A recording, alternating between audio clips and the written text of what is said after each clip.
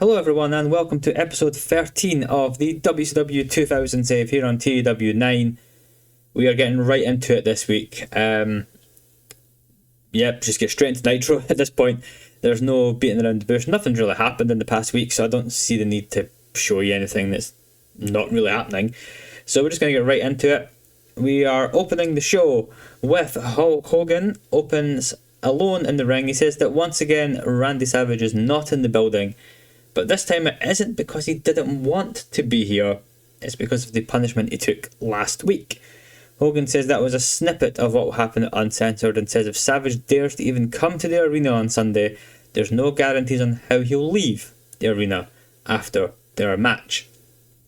It gets a 60 overall. Good stuff from Hulk, even though he's been penalised for the personal issues. I actually booked this because I thought Savage was in Japan. Turns out he was actually available to be booked tonight, so well done me. But we'll hear from Savage later. I've got something set up, it's fine. I just added something in when I was killing the extra bit of time on the show. But yeah, good start to the show from Hogan. We then have a actually decent promo from these guys, 41 overall, as Chris Benoit is with Mean Gene and Dustin Rhodes, and says tonight it'll be an honour to beat up Ric Flair.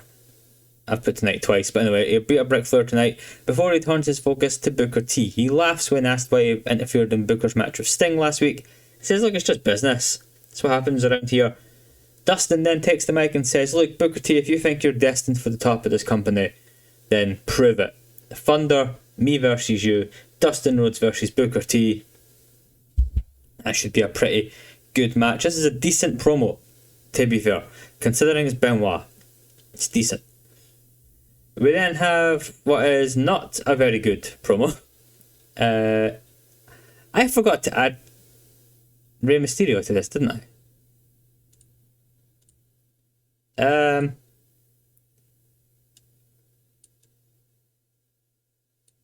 I think I forgot to add Rey Mysterio to this segment. Oh well. It gets to 29, it's rubbish anyway. David Flair, Crowbar and Daphne are in the ring and they call out the Revolution. Before they appear, Rey Mysterio and Kidman come out. Definitely Rey Mysterio is there. I can't believe I forgot to put Rey in the segment. And they say, hold on, they were also screwed out of the match Uncensored by the Revolution. So obviously the Revolution said the winner of that match would be the number one contenders. It had a no finish because the Revolution came down and beat up everyone. And the Revolution then appear and say there's one way to settle this. Let's just have it out and do a three-way tag match at the pay-per-view. Everyone agrees and Ray says, hey look, we don't have to wait till Uncensored. We can have a match right now with all three of us. And that leads us to a triple threat. Like 1 versus 1 versus 1 rather than a triple threat tag. But it's a bit of a convoluted way to get there with the Revolution not really needing to put their nose in this business, but we needed a tag title match, and I thought this ties everything up pretty well. So, good stuff. The match gets a 46, which is actually okay, considering David Flair was in it and off his game. But Rey Mysterio Jr. defeats David Flair and Perry Saturn when he pins David Flair with the Super Hurricane Rana. So Rey Mysterio giving the Filthy Animals the slight advantage going into Sunday's match at Uncensored. Decent stuff all around. David Flair dropped a 33 despite having been real off his game. That's quite impressive for David Flair. We're then backstage with Mean Gene and Diamond Dallas Page, and DDP tells Mean Gene he doesn't know what Jarrett has planned up his sleeves, but he'll be prepared as he can for whatever he puts together. He just wanted to focus on the world title, but with Hogan and Savage and now the NWO again, he just can't seem to catch a break around here before walking off. DDP performed well, Mean Gene did not, but he got a 68, so I can't complain at that overall. We then have a throwaway hardcore title match because I signed Sabu for the Norman Smiley stuff, and now I don't have a plan for Sabu. Luckily, I also don't have a plan for Rick Steiner, so Sabu defeats Rick Steiner to defend the hardcore title. It gets a 50. I can't really complain about that rating, to be honest. I mean, I have literally no plans for Rick Steiner, so we might as well job the guys who I want to use a bit more. Afterwards, we have a very poor match. This is just for storyline purposes though. So the Harris brothers defeat La Parka and Kaz Hayashi when Don pins Kaz with the double chokeslam. Now you're thinking to yourself, why the hell are you pushing the Harris brothers? I'm not, okay? This is all part of a bigger plan. I say that a lot about this safe, but it is a part of a bigger plan, trust me. The next segment is up about this match. And yeah, I mean, it's not a good match. They performed okay. So there's that. It's 35 overall. The promo only gets a 37, which is a bit disappointing as well. As Chris Kanyon then jumps into the ring afterwards, and he says there's still time to cancel that 6-man match of the pay-per-view if the old man and the wiggling man want to opt out. He orders the Harris brothers to bring both cruiserweights back in the ring, and he hits his finishing neckbreaker on the both of them for emphasis. So Kanyon laying down that gauntlet still that we don't have to have this 6-man uncensored, but if you really want it, this is what you're going to get. 37, that's not bad. Not bad at all. A 47 for Sting, which is pretty disappointing, but it's fine. It's not terrible. But Sting comes out and says he's going to be a keen watcher of this Flair-Benoit match later on tonight, and says it'll be fun to watch Ric Flair tap out to the crossface before their submission match. Should say on Sunday, not later tonight. Tonight, however, the Stinger feels like some action. He says he's still waiting to get his hands on the total package. So why doesn't Package stroll on down and they can just get it on right now? And Package does stroll on down. And in a really good match, loses to the Scorpion Deathlock. Sting does defeat the total package in this match. And yeah, good match. 67 is really strong. Kind of wish I'd made that the main event. But I mean, I'm hoping Flair and Benoit can create miracles with the ratings later on.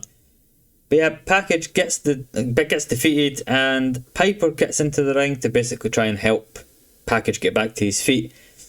Sting leaves the ring, and then the NWO music hits. They walk out and take out their opponents.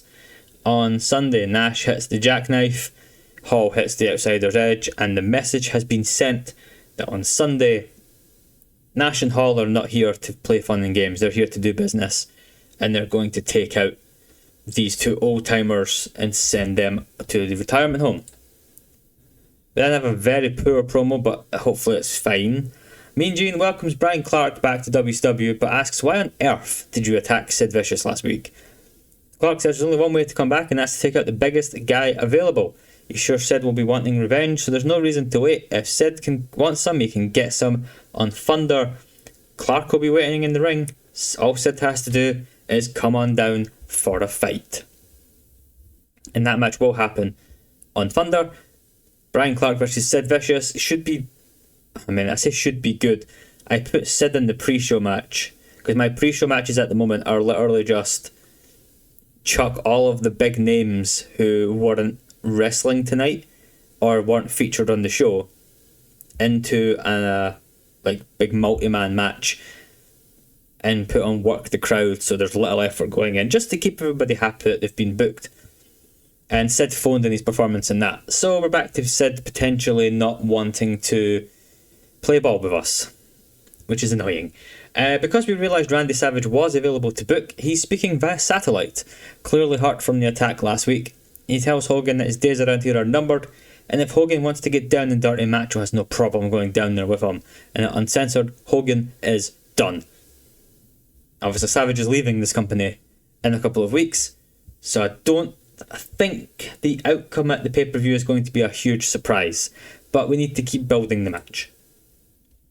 So, after taking out Package and Hall earlier in the night, the NWO are getting ready to leave. They're packing their bags because their work is done for tonight.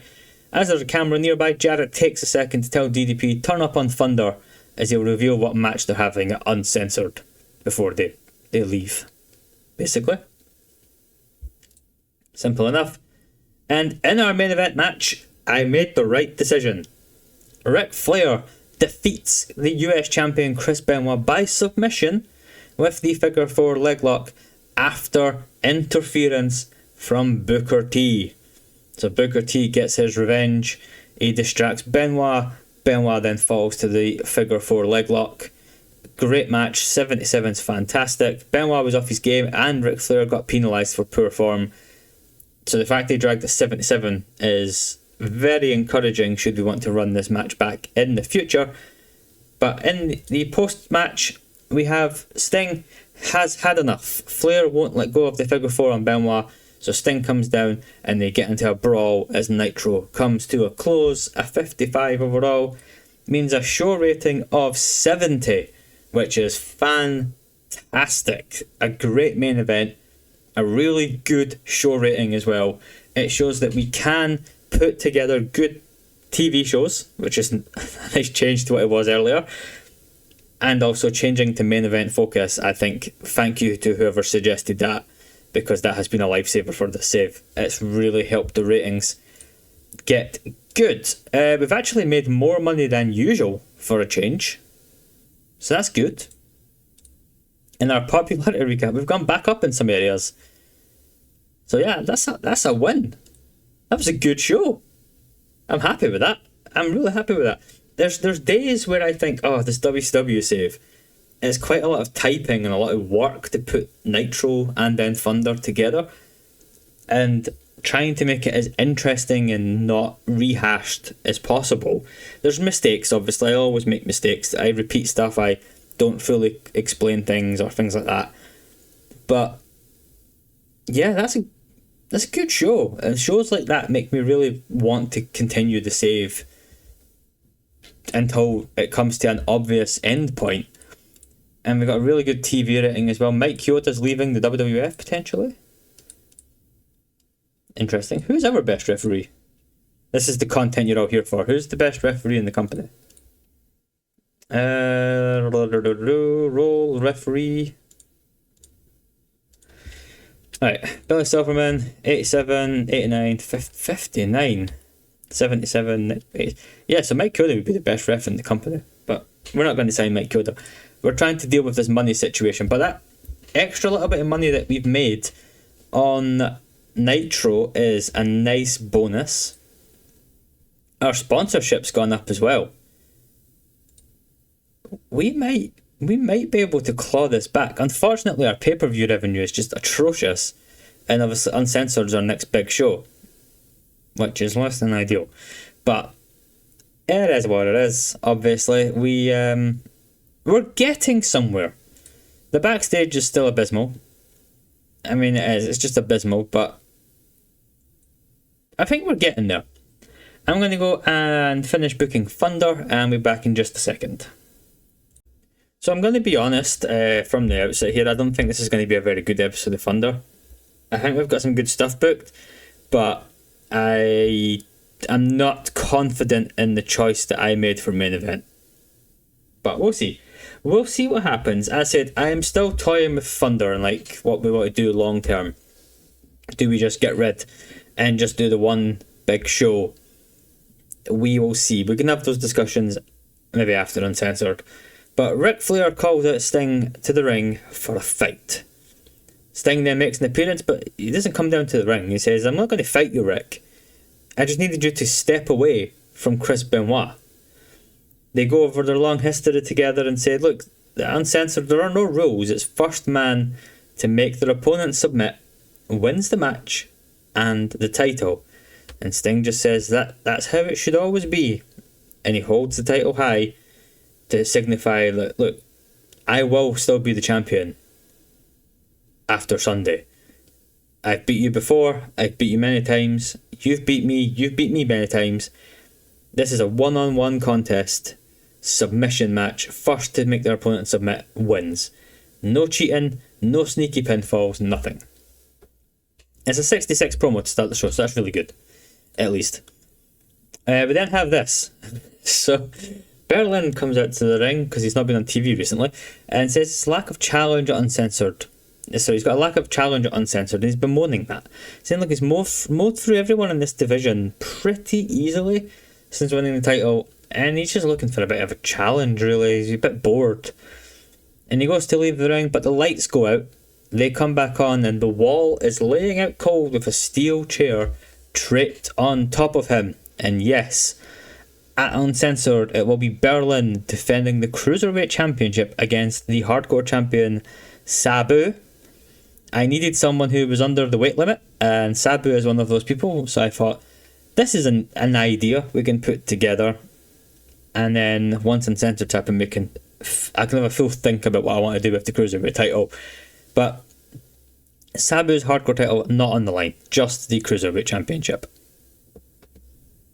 We then have just a bit of a continuation from last Nitro, where the other men involved in the Triple Threat Tag Title match have a Triple Threat match, and Billy Kidman faces Dean Malenko and Crowbar, and Crowbar gets the win over Dean Malenko with the Mindbender. He's the weak man in the match at 38, but Crowbar wins. Ray won on Monday. The Revolution are not coming into this match with any kind of momentum, which is interesting. This is a lot better than I expected, so that's good. Sid Vicious does defeat Brian Clark, but only after Brian Clark got himself intentionally disqualified. Now, I didn't want Sid to have the clean win over Clark, because what's the point in that? But also, I'm not having Clark beat Sid, because Sid's already pissed off. So I thought this is a good middle ground. Sid also didn't phone in his performance, so thank you for that, Sid. I appreciate it, trust me. A 57 overall. This is not over. This will resume obviously from next week onwards, but that's pretty good. 57, I'm happy with that. There is a longer term plan, but I need to check when Bryan Adams is actually back, because I forgot to look. So there's that.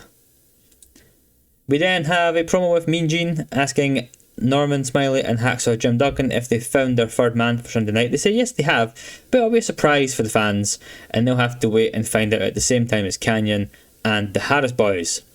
33 overall, not the best, but these promos never are. And we then have the NWO backstage and say that on Sunday it's going to be a great night. They get to take out multiple pain in the asses and then focus on some bigger picture scenarios like the world title and controlling this company again. 58 overall. This Thunder, I struggled with the booking because, as you can tell by a lot of this, it's just guys talk about the match on Sunday. And this is one of my problems with Thunder, is that sometimes I run out of things to do by the time the pay-per-view comes around. So that's one of these situations here. I also repeated myself with this next segment. I got, I think, the same rating as well. Mean Gene asks Hennig if he's managed to find a tag partner for Sunday and says yes he has. Mean Gene says, look, and adding this part in, I've spoken to Norman Smiley and Hacksaw and Jim Duggan and they've given me nothing. And Hennig says, well, that's because they're stupid. You know, but Hennig says, what kind of businessman would I be if I gave you that information for free? Before he walks away, as Mean Gene acknowledges that, yeah, maybe he's right. And yeah, I realised after I booked all this that I basically done the same promo twice in one night, and I have two different matches that have a mystery partner. But it's WCW in the year 2000, so that's something they would definitely do. So that's, yeah. One of them, hopefully, will be better than the other one. That's all I'll say. And then, this is going to be a bad rating on the show. I took the risk by making this the main event, and it stunk up the joint. It's not good. 52. Booker T does defeat Dustin Rhodes after Midnight interferes. I need to turn Midnight heel at some point. I should have maybe made that in the pre-booking, but oh well. Yeah, disappointing. The main event angle, however, is very good, but I don't think it's going to save the show. I'm hoping it gets us to at least a 62. But Savage comes to the ring. He's still a little injured from last week, but says he's had a lot of time to think about what happened. So Sunday night, it all comes to an end. Nearly 2 decades of rivalry between him and Hogan comes down to this. And Savage says that Hogan better say his prayers, because at Uncensored, those are the only things that can save him. He gets a nice 69. Oh, and the show gets a 60. Oh, I didn't think it was going to be good. I hoped for like a 62. That's rotten. All those gains that we made are gone already. Oh, a truly rubbish show. No, that's just bad. Just bad. Oh no. Yeah. I need to plan Thunders better. I've dropped it to the hour because I'm hoping that I can make it more streamlined, but that's a rotten show. Absolutely rotten. And that's killed the momentum that we had from Monday. Pretty badly as well. Oh no. Oh well. We live and we learn. A bad show. A very bad show. How many? What's that? Is that the worst Thunder that we've done? 60, 65, 68, 62, 62. Okay, so it's not the worst Thunder we've done. We've done 60 before. We've done 57. Okay, so it's not actually the worst Thunder. It's just a pretty rubbish one. But yeah. Not great. Not great at all. Now, we have some news. JJ Dillon has relocated. Okay. As is Kimona Wanalea. Okay. Savage doesn't like Meng. Oh, fuck off, Savage. Scott Steiner says Asia sells like crap. Asia's not even on the TV, mate. Like, what are you talking about? I don't know. Just bad. If you look at SmackDown 79 with Stephanie defeating China in the main event, obviously. Yeah. Up next is Uncensored. And we have, I hope, a pretty good show. Sorry, I was just moving my pre-booking page to my other screen so I don't show any of the secrets we have. But we've got the 3 versus 3 6-man tag match. It's Chris Champagne Canyon, Ron Harris and Don Harris. They take on Hacksaw Jim Duggan, Norman Smiley and their mystery partner. We have Berlin defending the Cruiserweight Championship against Sabu. Chris Benoit defends the United States Championship against Booker T. The Revolution of Perry Saturn and Dean Malenko defend the tag titles against Crowbar and David Flair and the Filthy Animals of Rey Mysterio and Kidman. Jeff Jarrett takes on Diamond Dallas Page in a match I forgot to put the segment in for on Thunder.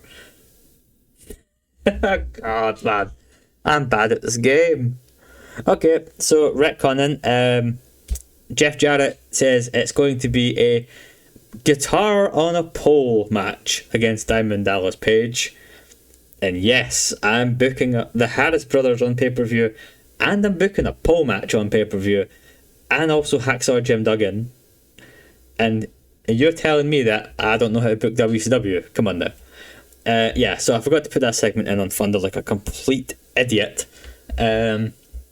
Yeah, it's going to be Jeff Jarrett and Diamond Dallas Page on a guitar on a pole match, because that just makes sense in my head. Yeah, I can't believe I forgot to put that in. We then have one of our double main events as Randy Savage takes on Hulk Hogan. I was going to make that a first blood match, but yeah, whatever. Our other main event, Sting will defend the World Heavyweight title against Ric Flair in a submission match. The Cat and Sonny Siaki will take on Kurt Hennig and his other surprise partner, because, you know, what's good one surprise partner match when you could have two? And then we have the Outsiders of Kevin Nash and Scott Hall taking on Roddy Piper and the Total Package, Lex Luger. That is the uncensored card. I hope it's going to be a good show. Hopefully. We'll see what happens with this show.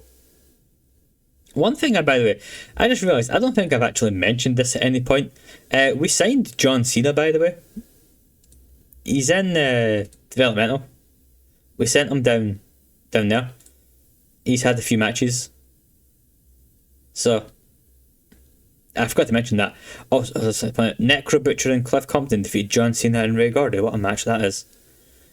What a match. Should we sign Necro Butcher? No, we're not going to sign. We should. I want to, but we shouldn't. Yeah. That's uncensored. That'll be in a few days' time. Hopefully it'll be a good show. Hopefully you've enjoyed this one. Apologies for completely forgetting the Jeff Jarrett thing on Thunder. I can't believe I've done that. But see you guys in a few days' time for Uncensored. Be sure to check out the local global save as well. That's got some good momentum to it now, I think. and I will see you guys next time. Thanks for watching. Like, subscribe, all that good stuff, and goodbye.